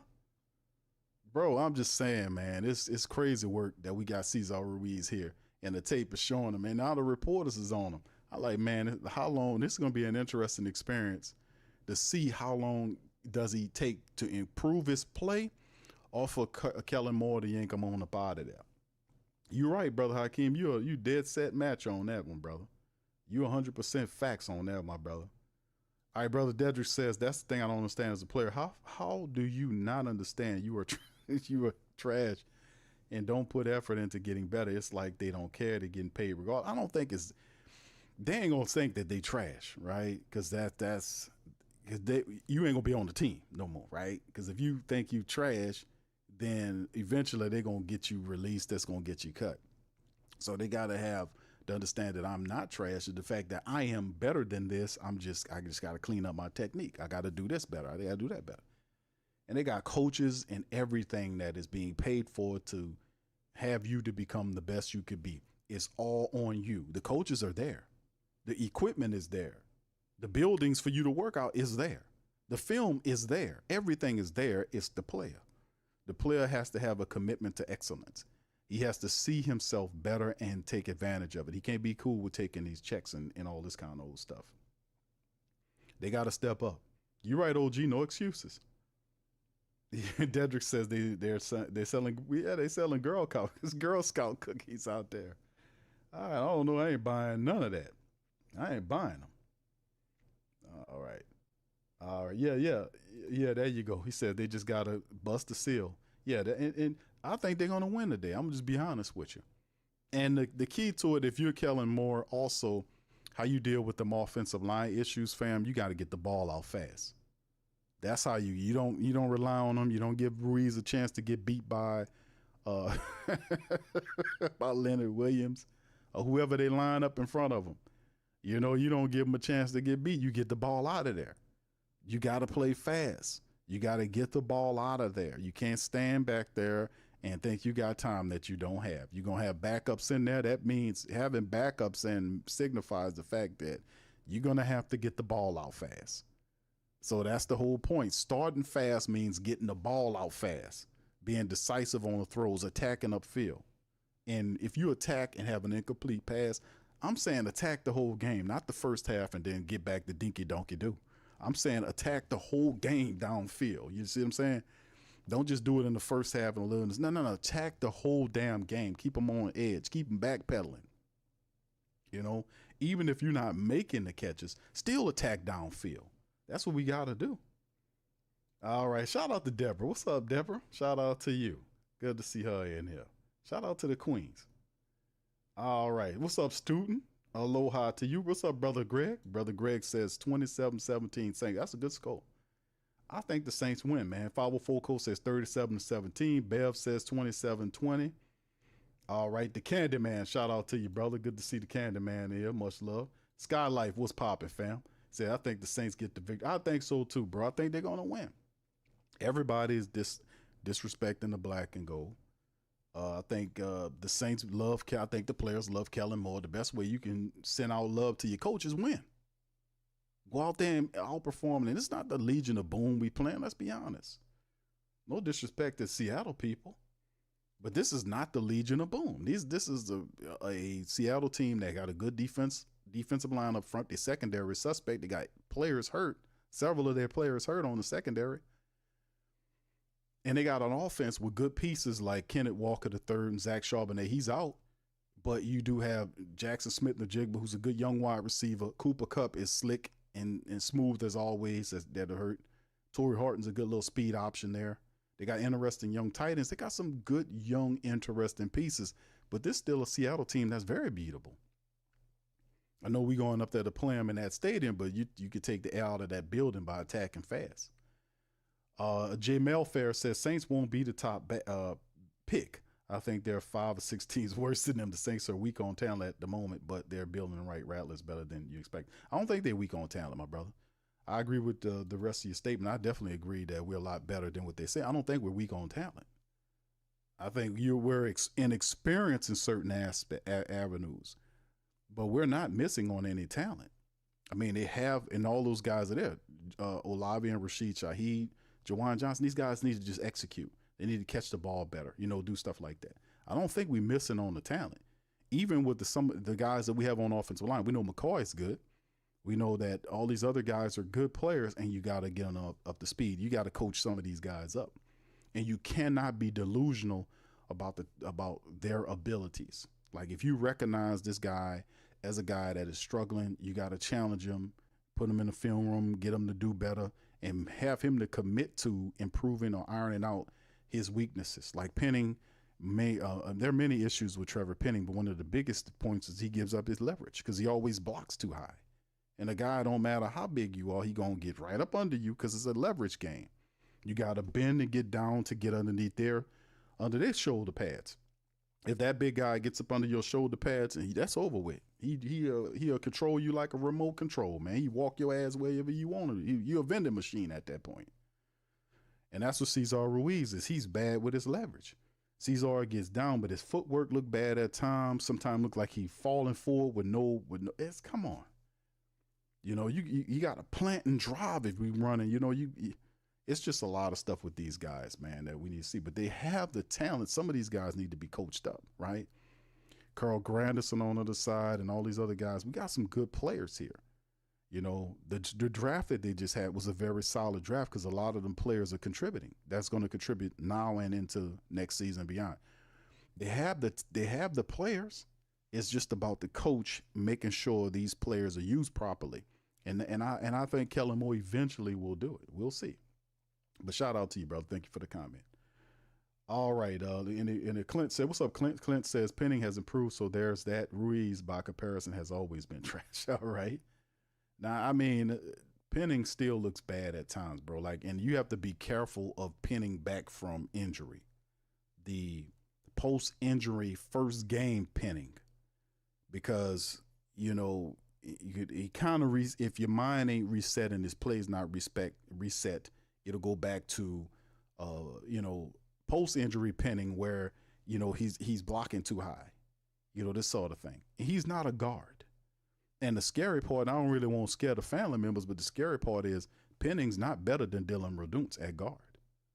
Penning's not better than Taliese Simpkins at guard. He's not better. I don't want to scare anybody. I'm just saying this man didn't have enough time to get better than his backup or backups. He just started playing that position. He had some injuries that kind of stopped him from development. So who you kidding? I'm just saying. Penning, he's not better than Dylan Reduntz or Taliese Simpkins at guard. But they're going to put him in there because he carries a first round grade and they're trying to justify the pick. They're trying to justify finding a spot for a guy that didn't work at 2 spots before. He hadn't played that position enough to know how to be consistently good. So whatever we getting, we hoping it'll be better than whatever we've been seeing, but there is that. Just wanted to sprinkle that on y'all. You know? All right, Scout with the clout. Neither were good for. Yeah, indeed, bro. Shout out to you, man. You do. J. Melfair says Ruiz is the Steve Urkel of the offense. Yeah. Oh my God. All right. What does that mean, my brother? Well, when he f's up, he says, "Well, then I do that." You know, is that what you're saying, my brother? Is that how it go? The Steve Urkel. Oh wow, that's different. Trey says Ruiz gets pushed around on the line. Ben told people he was the problem. Trey, me and you both, brother. Black Preacher Man said I could see Lomas picking a guard in the first round next year. How about that, bro? Going offensive line. All right, Scout says, yep, guard, big wide receiver, or a defensive end will really need a dynamic edge too. Yeah, keep fingers crossed. That's right, Linda. We got to do that. All right, yeah, Ruiz says Ruiz's first move is not to get hurt. Hakeem says, I'm here to see Trey Palmer. I don't think he's active in this game, bro. I don't think he's going to be active in the game. Give me a second, fam. Let me get the rest of it. And like I said, I'm gonna shut down and come back a little later on in the afternoon when we do the pregame right before 3 o'clock for the afternoon matchup with the Saints. So it's just simply what that is, man. And we'll have all of the latest stuff to be talked about with that as well. So, man, listen, it's gonna be interesting, man. I say we win today. I say we're gonna get this dub. Y'all with me on that, man? Let's get this dub. Let's get out of the zero category. We gotta get a win, fam. We gotta get a win. All right. So anyway, man, let me keep this thing going on the comments, and then I'm gonna skedaddle until later on. All right, Preacher Man says 24-17. Thank you, bro. Uncle Freddie, what's up, Uncle Freddie? Shout out to my brother, Uncle Freddie, man. All right, Jay says I expect 27 Hawks. Okay, you think the Seahawks gonna win, Jay? Okay, brother Gundam, what's up, sir? How you doing, my man? Appreciate you. All right. Let's see. Derek, what's up? Derek Frazier says we need to switch up the DBs because ain't no way guys getting roasted like that. What you thinking, brother Derek? What you saying? Which DBs you want to switch up?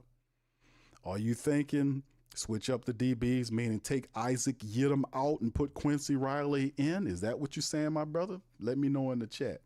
Put it in there. All right.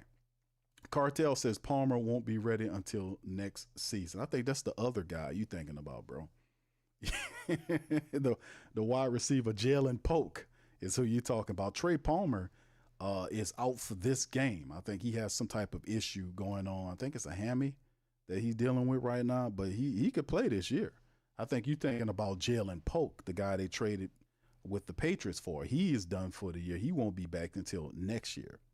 You know, that was a depth piece move right there by the Saints. All right. Well, let's see. AK the Enthusiast says those white helmets. Yeah, I know they all decked out in white, bro. It's going to be fire watching them in all white. Now, we just need an all black uniform, right? Been saying that we finally got a black helmet. I think who doing that? The Baltimore Ravens got they got a blackout uniform. It's coming.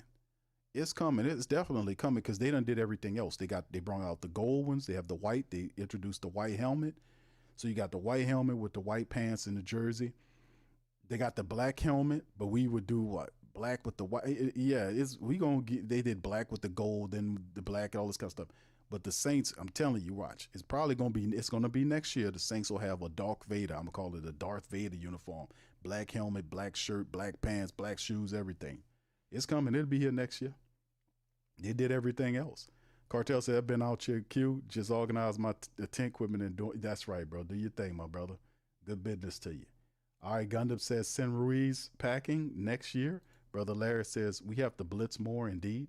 Brother Foster says, put the rookies in there. Yeah, well, you got Jonas in there. Jonas Sanker is playing because of the injury that was to Julian Blackman. So Sanker's in there. The other guy you talking about is Quincy Riley in for Isaac Yiadom. I wouldn't be mad at that either. I think they were going to ultimately do that anyway because they lose out on a compensatory pick. I think it is if he plays a certain amount of reps. So if I'm Brandon Staley, if they even care about that, hell, the Saints might not even care about them compensatory picks, fam. They might not give a shit about them compensatory picks. The way they be trading capital, the Saints might not even care about them picks. But regardless or not, if you're gonna watch struggling play in the secondary from a veteran, you might as well put your young guy out there. That's cheaper and has a higher upside. Quincy Riley can play, man. All right, Bag Boy Seafood said we're gonna whoop ATL in all black. Yes, that'll be fire, bro. Yes, Derek Frazier says 25-17 Saints. Thank you, bro. Yeah, they fire, bro. They fire. Yeah, tell them receive. Big Bag Boy Seafood says tell them receivers to catch the damn. Yeah, catch the damn ball, man. That's always the case. All right, so fam, listen, man. Listen, I'm gonna get on up out here. Listen. I'm gonna return at right before the game for the preview. Well, this is the preview, but a little bit more information. We'll have the activations in terms of who's going to be active and non-active for the game. We'll have that information. I just checked; that's not out yet to let you know whatever the activations are. Not so far as what we've seen from yesterday, but usually on game day they let you know. Even if you have guys that are ready, some of these guys are not going to be active or activated for this particular game. We'll have all that instead. Jay Broussard, shout out to you, man. 637 on IG. And shout out to the family members listening elsewhere. Hit the like button there. But I shall return right before the start of the Saints and Seahawks game tonight, this afternoon rather, at 3 o'clock Central Time, man. We're going to get this win, man. Saints 0-2. They will be 1-2 after the end. And then we got a serious game with the Buffalo Bills. Ain't no doubt about it. We got to handle up. All right, so with that being said, man, I'm out of here, man. I'm going to see y'all later. Much love. And who that to you, baby? Peace. Yeah. Boogie like Benson, I'm a who that. I'm a who that. Long as I'm living, I'm a who that. Lose or winning, I'm a who that. Sports coma, yeah, this is where we do that. Where we do that, where we do that, where we do that, where we do that, where we do that, huh? Boogie like Benson, I'm a who that. I'm a who that. Sports coma, this is where we do that. Where we do that. Welcome, welcome, welcome. Somebody please better help. Running this thing like elf. I thank God every day I'm not a felt. Go to YouTube Live with Big Q and the guys. If you ain't ride or die, the bandwagon get flipped. Been marching in, that was way for the ring. I was yelling out your chain for the championship. Bucking on town, duck down. Falcons, pluck, get shut down. Panthers ain't much touchdown. The vision really belong to us now. So much hate on the Saints, you could probably tell. Ever since Bounty Gate hit the NFL. When things seem fishy, then you probably smell the crooked referees on Roger Goodell. Yeah, rubbing like this and I'm a who that. Every day I'm living, I'm a who that. Lose or winning, I'm a who that. It's the sports coma, this is where we do that. Where we do that, where we do that, where we do that, where we do that, where we do that. Boogie like this and I'm a who that. It's the sports coma, this is where we do that.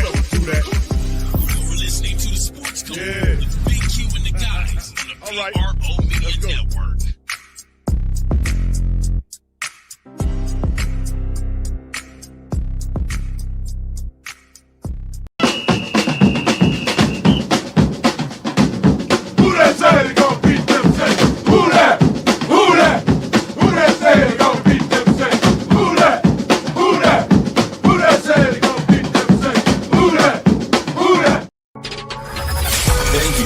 Saints Central, your black and gold home for the New Orleans Saints.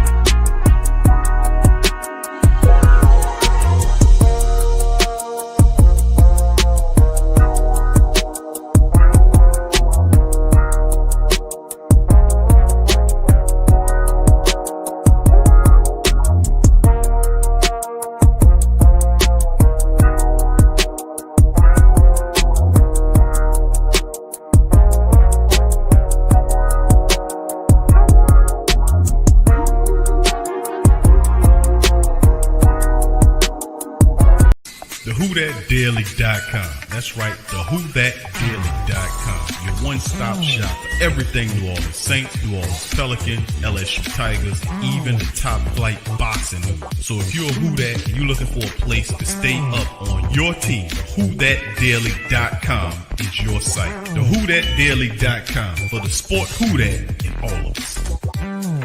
That's right, the Pro Shop is the platform store where you can go and buy all the latest merch to support the platform. Available at the Pro Shops, we have dozens of hundreds of products available for you and your family. Unisex tees for men and women, hoodies and sweatshirts, tank tops, kids and baby items, long sleeve tees, mugs, pillows, wall art, bath bedding, face masks, phone cases, stickers, bags, fanny packs, socks, hats, and many other items. Please feel free to check out the Pro Shops. The link is in the description section below. Remember, it helps the platform continue to grow. Check out the Pro Shop and Who Dat.